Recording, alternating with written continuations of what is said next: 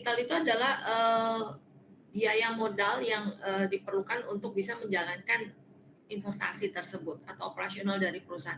Nah, seperti kita tahu sumber dana itu bisa sumber dana internal, ada sumber dana eksternal. Internal itu adalah bentuknya saham atau modal ekuitas. Tetapi kalau yang lain itu bisa bentuknya seperti dari utang, seperti obligasi dan sebagainya, atau utang bank dan sebagainya.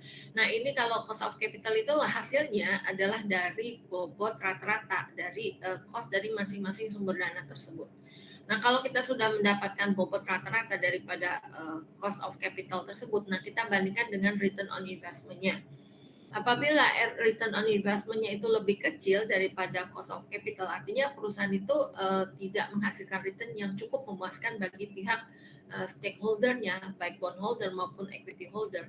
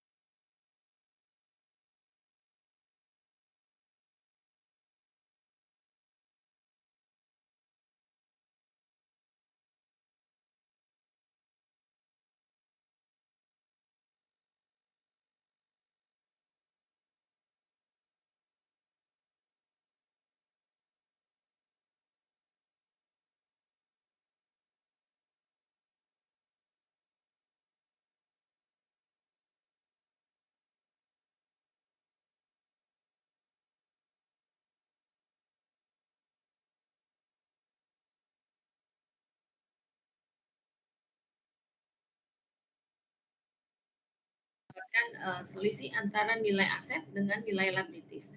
Jadi ada suatu perusahaan yang mempunyai net worth yang sifatnya positif, aset lebih besar daripada liabilities, tetapi kemungkinan aset itu mayoritas sifatnya yang non liquid. Nah, kalau misalkan ada kebutuhan untuk membayar kewajiban jangka pendek, tetapi aset lancarnya yang jangka pendek tidak cukup memenuhi kewajiban jangka pendek, berarti di sini ada suatu kesulitan finansial bagi perusahaan tersebut. Nah, ini mengalami kegagalan finansial. Oke, yang namanya financial value itu akan mengakibatkan ada yang namanya cost of financial distress. Jadi khusus bagi perusahaan yang mengalami situasi tidak mampu membayar kewajiban jatuh tempo, kewajiban yang dia sudah janjikan untuk dibayar kembali kepada pihak kreditur. Nah, di sini perusahaan akan mengalami yang namanya financial distress. Nah, financial distress di sini tentunya akan mendatangkan yang namanya cost atau biaya-biaya seperti legal dan administrasi dan accounting fee. Nah, untuk legal fee itu sendiri, misalkan kita kalau dituntut oleh pihak kreditur, nah kan kita harus membayar pihak konsultan legal untuk membela posisi kita. Nah, ini kita harus mengeluarkan yang namanya legal fees. Demikian juga accounting fees. Accounting fees di sini pengertiannya adalah apabila kita mau melakukan negosiasi ke pihak lain, berarti kita mesti ngitung lagi tuh yang namanya pendapatan bunga yang masih harus dibayar menjadi berapa nih setelah kita lakukan negosiasi dengan pihak kreditur tersebut. Nah, ada fee-fee di situ yang harus kita bayar ke pihak-pihak yang terkait di dalamnya. Selain legal dan accounting fee, itu juga ada indirect ya. Hilang lagi ya, bentar ya. Ini saya nggak tahu nih. Makasih ya udah dikasih tahu.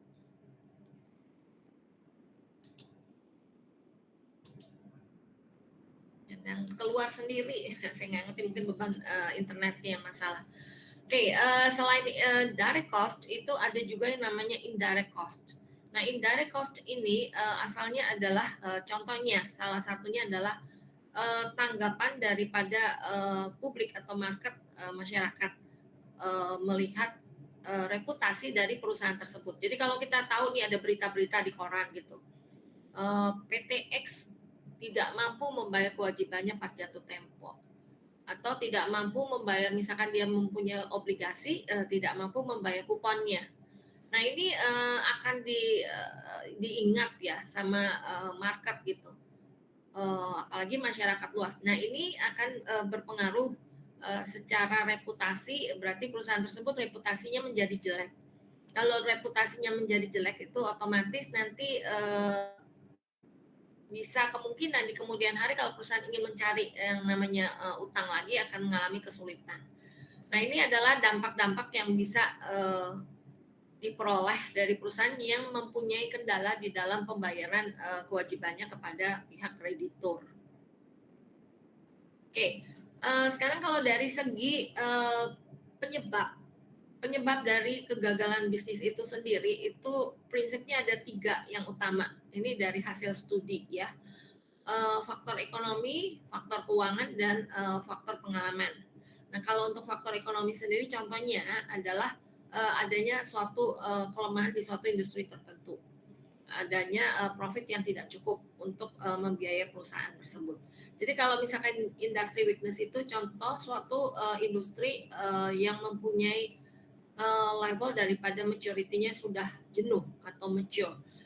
Beda halnya kalau perusahaan itu baru berkembang ya, industrinya baru berkembang, itu potensi untuk growth-nya lebih besar. Tetapi kalau misalkan kita berkecimpung di dalam suatu produk dan bisnis yang life cycle-nya sudah hampir mature, nah itu akan sulit lagi untuk mendapatkan kenaikan demand. Nah, berarti profit yang diperoleh itu tidak bisa bagus ya. Kemudian untuk profit yang insufficient, jadi di sini profitnya tidak cukup untuk memenuhi cost-nya. Contohnya ekonomi lagi kondisi lagi lemah, demand-nya lagi bermasalah. Misalkan dalam kondisi pandemi seperti ini di mana orang rem ya, expense-nya itu tidak jor-joran, jadi istilahnya kalau misalkan diperlukan dana cukup, jadi dia akan menahan pengeluaran-pengeluaran yang sekiranya penting saja. Jadi untuk spend money yang sifatnya bukan yang sifatnya pokok itu mungkin akan ditahan dulu ya, untuk nanti sampai kondisi sudah membaik dalam pengertian tingkat ketidakpastiannya sudah mulai berkurang ya, artinya lebih bisa diprediksi, sedangkan sekarang kan masih tidak pasti, itu banyak sekali. Nah, faktor-faktor ekonomi ini pengaruhnya besar juga, paling besar yaitu 41%. Yang kedua, faktor yang cukup besar yaitu 32,5% itu adalah faktor keuangan. Contohnya adalah untuk perusahaan yang mempunyai biaya operasional yang cukup tinggi. Jadi apalagi kalau perusahaannya itu bergerak dalam suatu bisnis yang mempunyai industri yang capex-nya cukup besar, modal kerjanya cukup besar. Perusahaan tidak bisa melakukan efisiensi di dalam operasionalnya, itu juga akan berpengaruh ke faktor keuangan. Jadi dia tidak bisa menghasilkan profit yang cukup. Insufficient capital, misalkan perusahaan yang membutuhkan modal yang besar, mesinnya yang harusnya yang canggih gitu, tetapi ya hanya mampu membeli mesin yang kecil-kecil, di mana mesin kecil ini kalau dia berproduksi dengan skala kecil itu tidak tercapai efisiensi. Nah, kalau perusahaan itu nggak punya modal yang gede sehingga bisa menghasilkan produksi yang besar, quantity yang cukup yang besar yang bisa efisien. Nah, itu akan berpengaruh ke dalam faktor keuangan. Yang ketiga adalah faktor pengalaman. Di sini berhubungan dengan pengalaman atau skills yang dimiliki daripada level staff sampai ke manajemennya.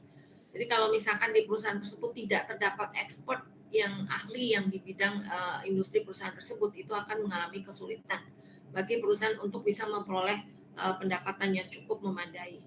Oke, untuk faktor-faktor yang 4 itu adalah yang kecil-kecil tetapi bisa kemungkinan mengakibatkan kegagalan bisnis. Contohnya adalah adanya neglect atau keacuhan ya. Jadi contohnya tidak memperhatikan yang namanya kebiasaan kerja yang jelek. Misalkan banyak pegawai yang malas, banyak yang tidak disiplin dan sebagainya. Kemudian adanya konflik bisnis di antara mungkin di antara staff, di antara owner dan sebagainya. Nah, ini akan berpengaruh ke bisa kemungkinan menjadikan terdapat kegagalan bisnis, tapi porsinya hanya 2,5%. Kemudian yang kecil lagi adalah fraud. Fraud itu artinya terdapat kecurangan di dalamnya. Kemudian disaster, bencana alam, dan terakhir adalah faktor strategi. Jadi contohnya adalah di sini receivable difficulties, ada pengertian kita memberikan piutang yang besar tetapi tidak bisa kita collect lagi. Over expansion berarti perusahaan terlalu melakukan ekspansi terlalu cepat sehingga tidak bisa mengelola perusahaannya dengan baik. Nah, ini adalah faktor-faktor yang berpengaruh ke kegagalan bisnis. Kemudian dari segi waktu yang mayoritas yang terjadi itu adalah 5 tahun ke bawah ya, sudah 44%, baru over 10 years atau lebih dari 10 tahun. Jadi bisnis itu kalau kita mau kembangin bisnis 5 tahun ke bawah aja udah kelihatan bisnis itu kira-kira akan survive atau tidak. Oke, causes of business value, diulang lagi ada 3 hal penting ya, kalau itu tadi dari studi, kalau ini dari segi teori. Faktor ekonomi tadi saya udah jelaskan, kemudian pengalaman manajemen yang lemah, berarti manajemennya itu belum mempunyai pengalaman yang cukup untuk mengelola perusahaan tersebut. Yang ketiga, peranan daripada manajemen atau keahlian yang dia miliki untuk mencegah adanya bankruptcy. Jadi kalau misalkan manajemen itu kalau runningnya normal itu mungkin masih banyak orang yang bisa melakukan operasional perusahaan dengan baik. Tetapi untuk jenis-jenis usaha tertentu yang mengalami permasalahan di dalam kondisi finansial itu akan lebih sulit bagi pihak manajemen untuk bisa mengelola perusahaan tersebut. Contohnya itu adalah misalkan perusahaan yang mempunyai jenis utang yang sudah cukup banyak, levelnya sudah tinggi. Nah, ini butuh suatu keahlian tertentu gimana caranya mengelola hutang yang tinggi tersebut sehingga perusahaan mampu membayar bunga maupun kewajibannya pas jatuh tempo. Nah, ini butuh yang namanya skills dari manajemen itu untuk membalikkan kondisi dari suatu perusahaan yang hampir mengalami bankrupt menjadi perusahaan yang kembali running dengan normal kembali. Nah, itu posisi namanya turn around ya, dari posisi bermasalah menjadi menjanjikan kemudian. Nah, ini peranan manajemen itu butuh suatu skills yang spesifik ya untuk bisa memperbaiki kondisi yang buruk tersebut. Oke, di sini ada tulisan financial distress itu bisa terjadi setelah terjadinya yang namanya leverage recapitalization. Nah, kalau ditanya, coba jelaskan gimana leverage recapitalization itu bisa berpengaruh terhadap financial distress dari suatu perusahaan. Nah, kita mesti tahu dulu apa sih pengertiannya leverage recapitalization. Nah, leverage recapitalization itu adalah transaksi yang menggunakan dana dari utang, di mana transaksi itu akan dipakai untuk ada suatu pembayaran kepada pihak shareholder. Jadi dari bondholder ke shareholder. Nah, shareholder ini apa sih yang dibayar ke shareholder? Nah, salah satunya mungkin dalam bentuk dividen atau pembagian bonus kepada shareholder dan sebagainya. Nah, berdasarkan hasil studi, 31% dari perusahaan yang melakukan leverage recapitalization setelah selesai adanya bentuk transaksi leverage recapitalization tersebut, ternyata setelahnya perusahaan itu mengalami yang namanya financial distress. Distress daripada firm itu penyebabnya adalah karena perusahaan itu akan mempunyai tingkat utang yang lebih besar lagi karena dia kan melakukan dana dari utang tersebut, dari utang dibayar kepada pihak shareholder. Nah, dengan debt levels yang tinggi tersebut, otomatis ada unsur pembayaran biaya bunga, ada unsur pembayaran pokok pinjaman dan sebagainya. Nah, ini akan memperkecil yang namanya interest coverage dari perusahaan tersebut.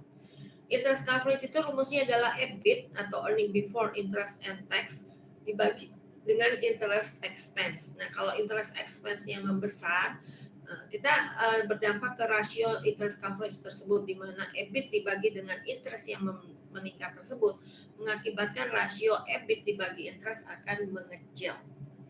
Oke, kemudian ada istilah yang namanya asset restructuring.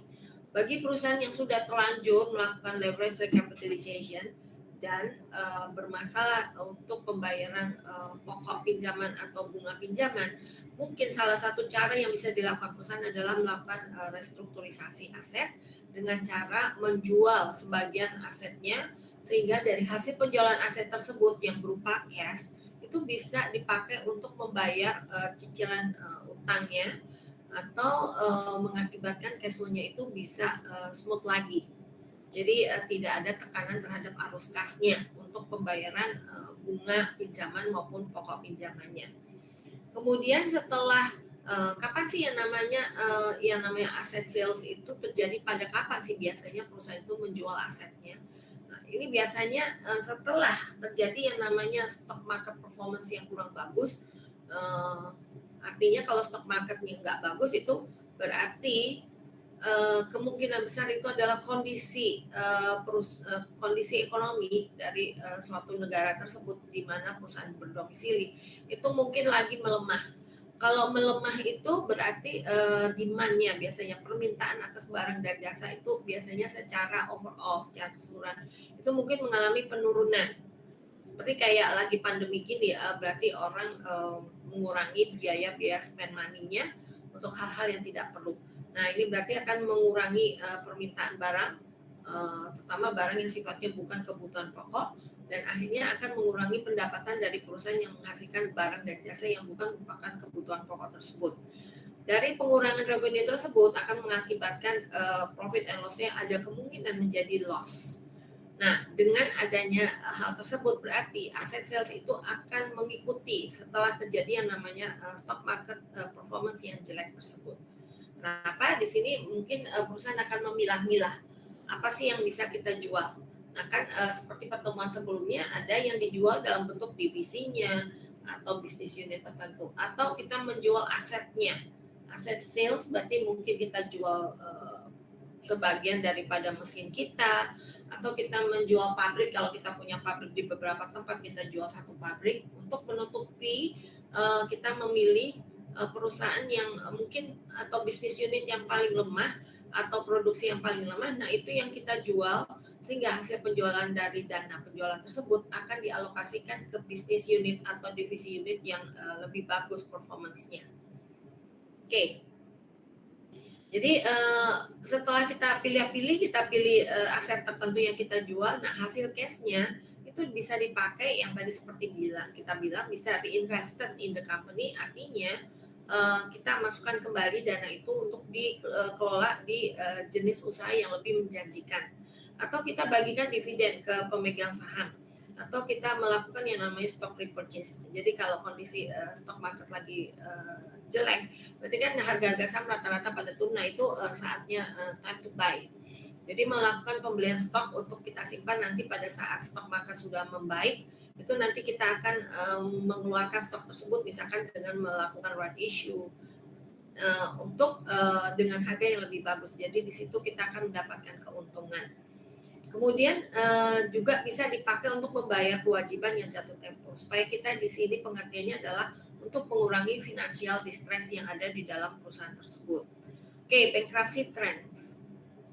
Nah, secara tren ini bankruptcy itu terjadinya biasanya pada saat terjadi meningkat pada saat keadaan ekonomi lagi slow down atau memburuk.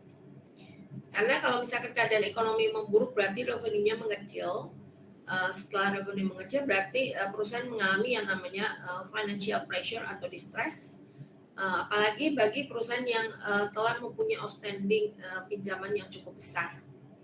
Kemudian fraud related bankruptcy tadi seperti dijelaskan berdasarkan research itu hanya 1,2% saja yang asalnya bankruptcy itu asalnya dari fraud. Reorganization versus liquidation.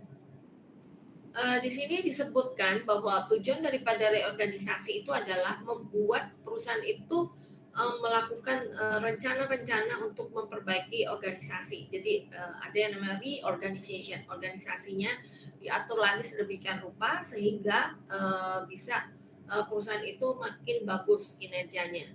Sehingga ujung-ujungnya adalah tetap bisa beroperasional sehingga tidak jadi dilikuidasi.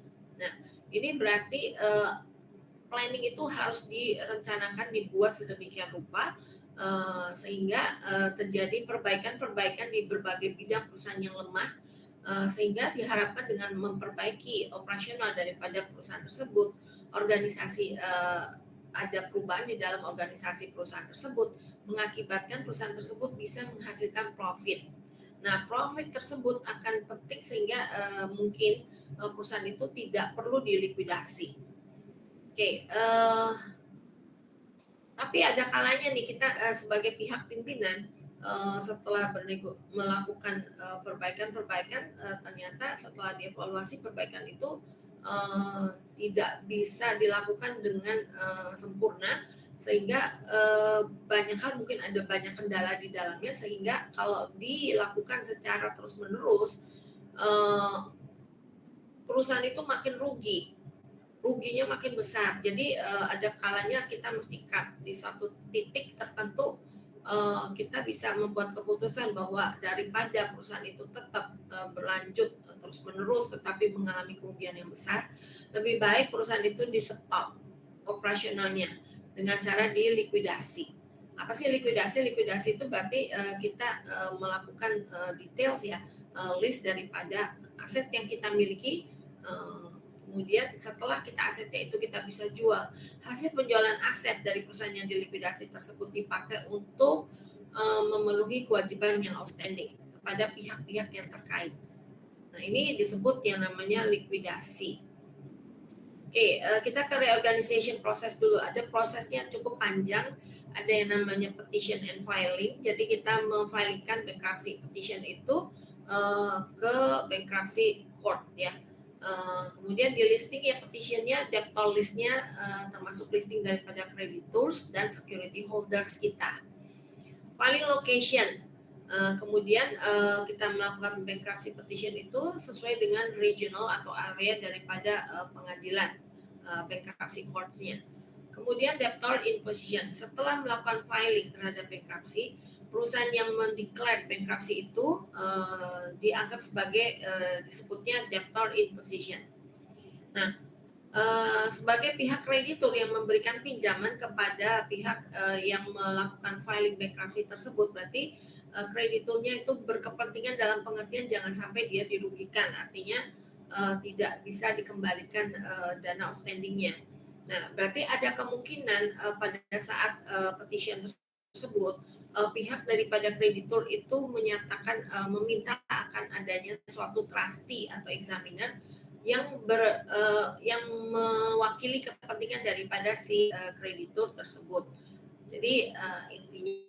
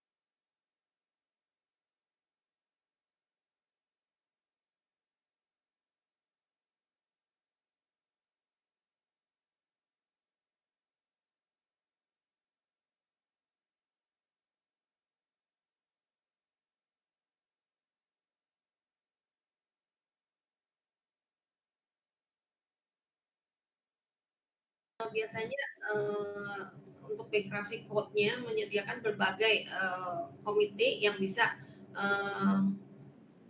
menjadi ya hilang lagi ya. Bentar ya. Ya.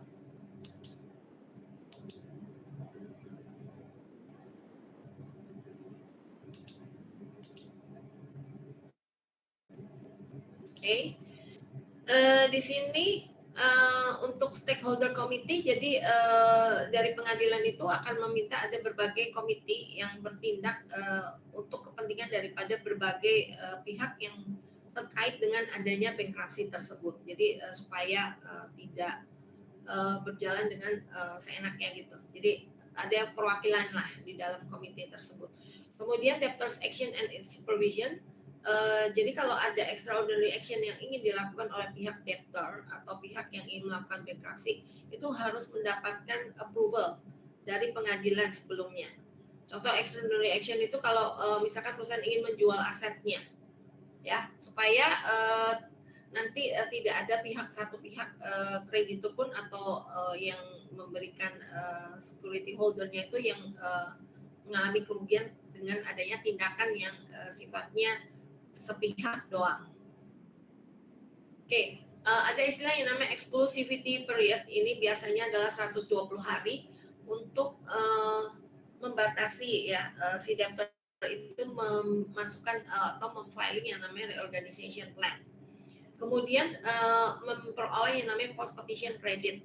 Ini dibilang agak sulit apabila kalau kita sudah filing ya bankruptcy tersebut, itu akan sulit kita mendapatkan kredit kembali. Kemudian reorganization plan di sini khusus bagi perusahaan yang besar ya, skala besar, itu biasanya harus ada yang namanya dokumen yang berisi planning suatu perusahaan itu apabila ingin melakukan turnaround. Jadi ingin menyehatkan perusahaan yang bermasalah tersebut. Nah, ini planning ini harus diserahkan ke pihak-pihak kreditur dan equity holders committee-nya. Sehingga kalau disetujui berarti perusahaan akan menjalankan planning tersebut ya, sehingga nanti ujung-ujungnya ada kemungkinan tidak terjadi yang namanya bankruptcy. Cramdown ini adalah istilah kalau misalkan sudah diputuskan oleh suatu pengadilan, ada suatu keputusan tertentu. Nah, keputusan ini harus membinding semua pihak yang terkait. Walaupun dia tidak setuju, tetapi harus dipenuhi oleh pihak-pihak terkait tersebut. Nah, ini istilahnya namanya cramdown. Kemudian planningnya itu harus bagaimana, yaitu harus fair dan sifatnya visible. Fair itu planning untuk reorganization-nya harus fair, itu artinya sesuai ya, waktu melakukan planning reorganization harus memperhatikan klaim sesuai dengan urutan prioritas dari masing-masing claim holder tersebut. Kemudian visibility itu berarti untuk planningnya sendiri apakah ada probabilitas bahwa itu tuh masuk akal gitu untuk dilakukan hal-hal yang ada tercantum di dalam planning tersebut. Jadi visible sesuatu hal yang memang bisa dilakukan untuk perusahaan tersebut bisa survive. Kemudian ada istilah prepackage bankruptcy.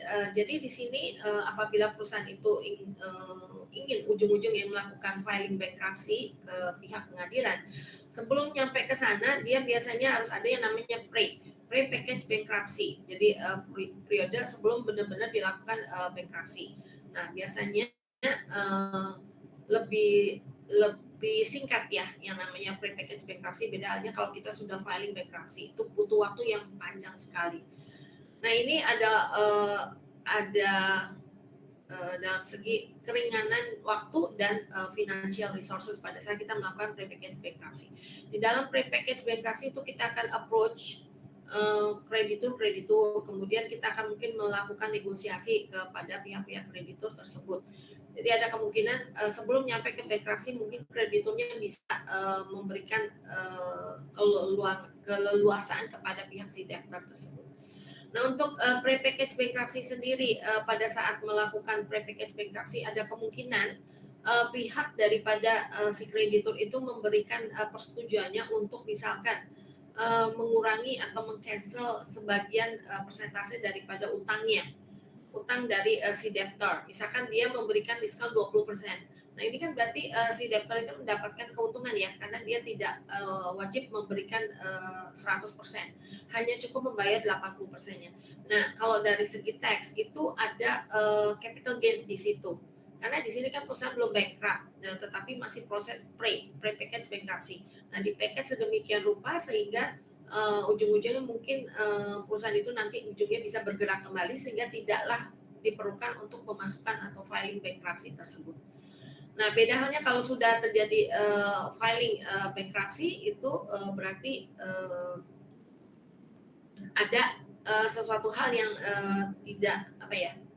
tidak perlu tidak bisa di create yang namanya tax liability. Oke, workouts.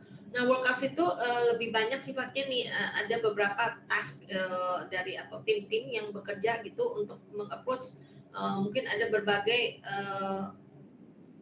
tidak semua kreditur yang kita datangi, mungkin hanya kreditur-kreditur tertentu yang seperti yang nomor 2 ya, better workout candidates. Jadi kita melihat kira-kira kreditur mana sih yang mungkin bisa membantu kita untuk bisa menyelesaikan masalah yang kita hadapi. Nah, benefit dari workout sendiri berarti kita itu bisa mendapatkan keringanan-keringanan dari misalkan kreditur-kreditur yang kita pilih ya, yang kita bisa negosiasi keringanan dalam hal misalkan suku bunganya diturunin, tenornya mungkin dipanjangin, diperlama, mungkin juga kita diberikan keringanan, mungkin dipotong, didiskon dan sebagainya. Nah, ini adalah benefit daripada workouts. Dan sifatnya ini informal ya, jadi belum sampai ke pengadilan, belum sampai ke bankruptcy filing tersebut. Yang nomor 2 kita bisa mencari kandidat yang kira-kira kita bisa kerjasama dengan dia untuk bisa menyelesaikan problem ini. Kemudian kalau kita kebalikannya bukan pihak yang bermasalah, kita pihak yang ingin melakukan acquisition di perusahaan yang lagi bermasalah, itu juga bisa kita pikirkan sebagai salah satu consideration atau pertimbangan kita melakukan akuisisi. Nah, akuisisi dari perusahaan yang di bankruptcy ini berarti kita ingin menganggap perusahaan itu masih bisa kita perbaiki sehingga kita pelan-pelan gitu kita sebagai misalkan kita pemberi pinjaman yang baru ke pihak yang ingin bangkrut tersebut. Nah, ujung-ujungnya mungkin kita nanti akan ambil alih equity tersebut. Kemudian reorganization versus going concern sales. Nah, ini untuk tahap sampai ke reorganization ada kemungkinan kita itu berpikiran daripada kita melakukan reorganization untuk turn around kondisi perusahaan, kita lebih merasa mengevaluasi lebih baik perusahaan ini atau divisi ini kita jual saja sebagai perusahaan yang going concern. Nah, itu adalah berbagai pertimbangan yang bisa dilakukan oleh perusahaan, apakah melakukan reorganisasi atau menjual perusahaan sebagai perusahaan yang masih going concern. Oke, corporate control and default. Jadi kalau misalkan perusahaan itu sudah mengalami default itu artinya pada saat jatuh tempo kewajiban dia tidak melakukan pembayarannya. Nah, berarti di sini kan yang mempunyai concern ini adalah pihak kreditur. Pihak kreditur itu akan mengevaluasi kenapa sih perusahaan itu tidak bisa membayar kewajibannya pas jatuh tempo. Apakah ada suatu problem di perusahaan tersebut. Nah, kalau misalkan problemnya bisa dihandle dengan baik oleh manajemen, berarti kemungkinan kewajiban yang jatuh tempo sekarang ini mungkin nanti akan bisa dibayar dengan cepat di kemudian hari. Tapi kalau dilihat kemungkinan manajemennya tidak sanggup mengelola perusahaan itu, memperbaiki kondisi keuangan daripada perusahaan itu, kreditur itu mungkin akan berpikiran lebih baik saya saja yang kontrol perusahaan tersebut dengan cara dia akan meminta perusahaan tersebut untuk menggantikan sebagian dari manajemennya dengan pihak-pihak atau orang-orang yang dia tunjuk. Karena dia lebih mempunyai kepercayaan kepada orang yang dia tunjuk untuk mengelola si debtor itu. Ini adalah corporate control and default. Jadi dampaknya adalah kalau perusahaan sudah default, perusahaan kreditur itu menginginkan ada someone yang dia taruh di posisi perusahaan tersebut yang bisa mengawasi jalannya perusahaan tersebut sehingga perusahaan tersebut bukan karena salah pimpinan. Jadi bukan salah urus. Jadi kalau pimpinannya itu adalah memang wakil dari dia, berarti dia lebih pede ya, lebih percaya diri bahwa perusahaan itu nanti dikelola dengan lebih baik lagi. Oke, liquidation. Nah, liquidation di sini ada istilah yang namanya absolute priority rule. Kalau ditanya absolute priority rule adalah urutan ya daripada kalau misalkan perusahaan dilikuidasi itu mulai dari yang sifatnya paling cepat diberikan kompensasi sampai ke yang paling lambat. Nah, di sini kalau yang paling cepat itu akan diberikan adalah secured creditors karena di sini dia punya hak yang lebih utama dibandingkan dengan yang terakhir. Contohnya di sini adalah common stockholders. Memang karena common stockholders itu adalah suatu pihak yang mempunyai risiko yang paling besar. Kalau sampai ada likuidasi berarti haknya itu adalah yang paling terakhir. Oke, kemudian ada istilah yang namanya deviations from absolute priority rule. Jadi ada kemungkinan ada syarat-syarat tertentu yang berbeda dengan yang namanya absolute priority rule. Contohnya di sini kalau di dalamnya tuh terdapat yang namanya option. Nah, opsi itu akan merubah ya, opsi itu kepada pihak yang membeli opsi tersebut. Jadi kalau di dalamnya ada embedded option, rules-nya itu bisa berubah. Jadi bukan karena kita itu posisinya misal ada di bawah. Misalkan di sini sifatnya unsecured gitu, tapi di dalamnya ada option, nah berarti itu bisa naik ke atas. Involuntary bankruptcy petition. Ini kita mengenal yang namanya voluntary dan involuntary. Kalau yang voluntary itu adalah secara sukarela. Jadi perusahaan mengevaluasi sendiri terus menyatakan memasukkan ke dalam filing untuk bankruptcy. Tapi kalau yang involuntary ini berarti pihak luar lah yang membangkrutkan perusahaan tersebut.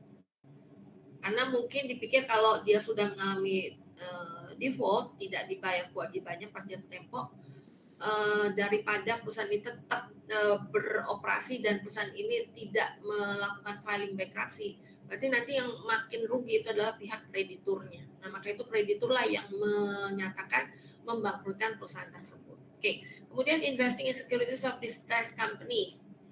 Jadi ada kemungkinan kita itu bisa melakukan investasi di perusahaan yang mengalami distressed.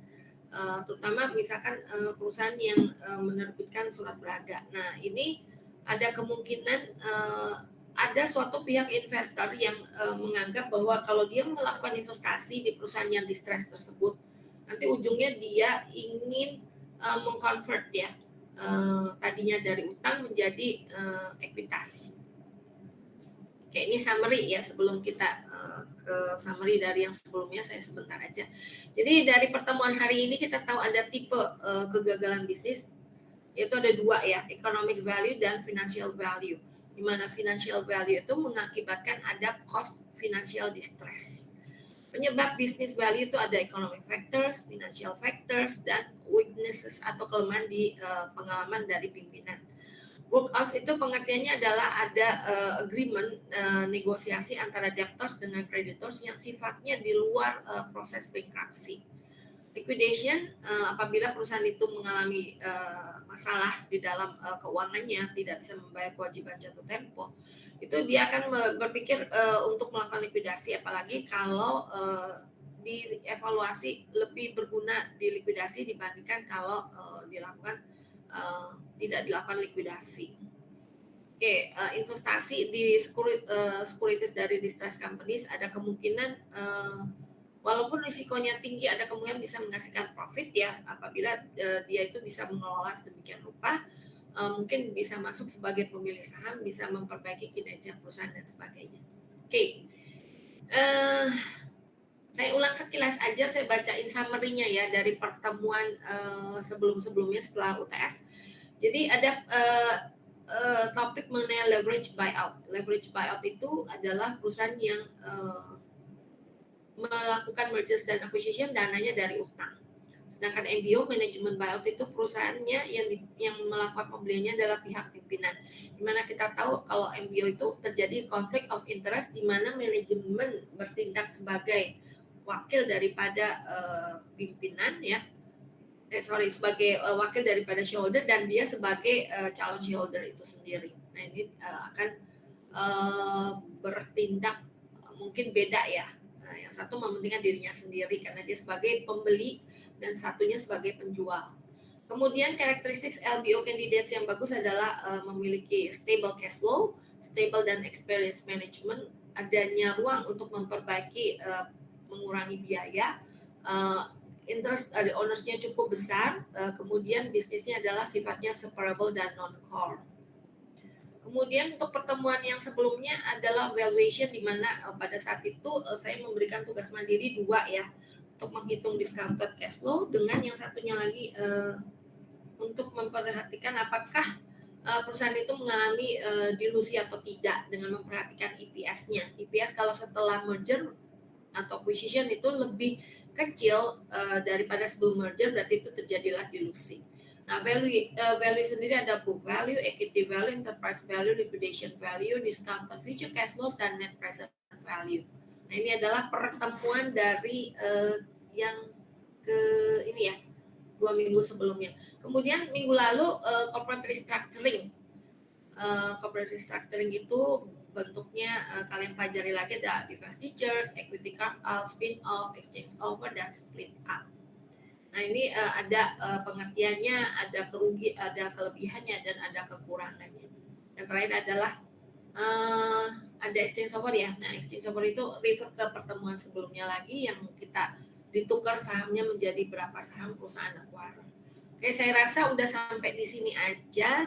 Sebelum saya tutup, saya ucapin terima kasih ya, selama 1 semester sudah di mata kuliah Mergers dan Acquisition. Saya ucapin terima kasih buat Matias ya, udah jadi ketua kelas yang baik. Oke, ada pertanyaan sebelumnya? Kalau enggak, saya tutup sampai sini dulu ya. Oke, selamat sore semuanya. Selamat sore, Miss. Terima kasih.